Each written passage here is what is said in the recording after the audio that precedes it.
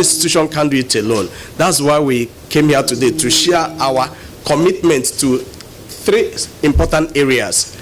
We are aware, and most of us, if you check in the last 5 years, most of the relatives, family and friends who took ill or died, most of them were associated with primary health care cases like malaria, typhoid, pneumonia, diarrhea, cases that can be closed end to end with 20,000.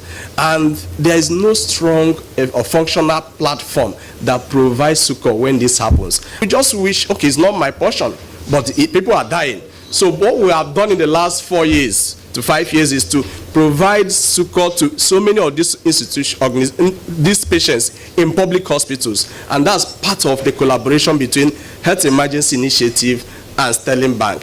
But also, more importantly, if you Google, I'm sure we all have smartphone here, if we check the biggest killer of young people, it will bring out a publication in 2018, December 13, by WHO, that road traffic accident is the biggest killer of young people. And young people dominate the population if you check the demography.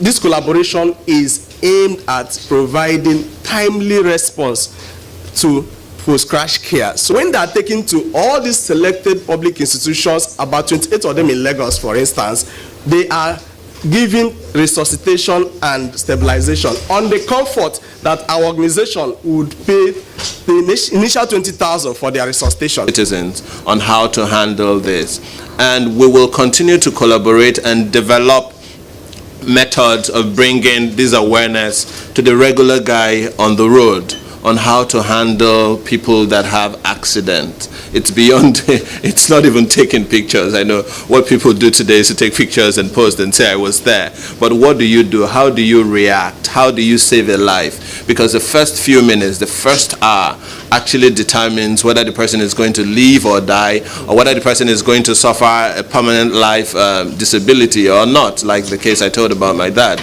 And I think that's why we're working together.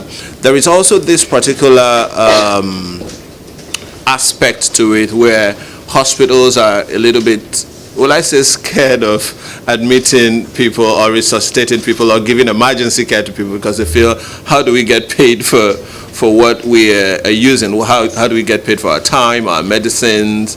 The overall solution to this is how we can get people to have at least basic health insurance and carry it around. Functional emergency response systems, timely pre-hospital care, adequate and appropriate hospital care, plus a good support system are the tiny ropes that dangle hope in front of a post-crash victim. The Medical Intervention Trust Fund couldn't have come at a better time, considering the unfortunate losses we have had in the past few months. It is expected that this fund complements the efforts of the government in providing emergency care to accident victims. It is essential that patients, particularly victims of accidents and other emergencies, who are taken to our hospitals should not be stranded for lack of funds. This initiative will do well in filling this gap.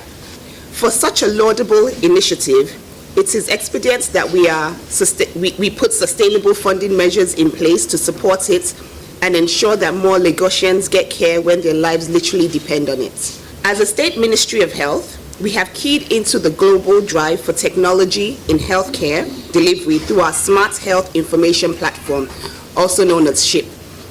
To this end, I strongly encourage that you deploy technology solutions and mobile applications to scale the initiative at the appropriate time.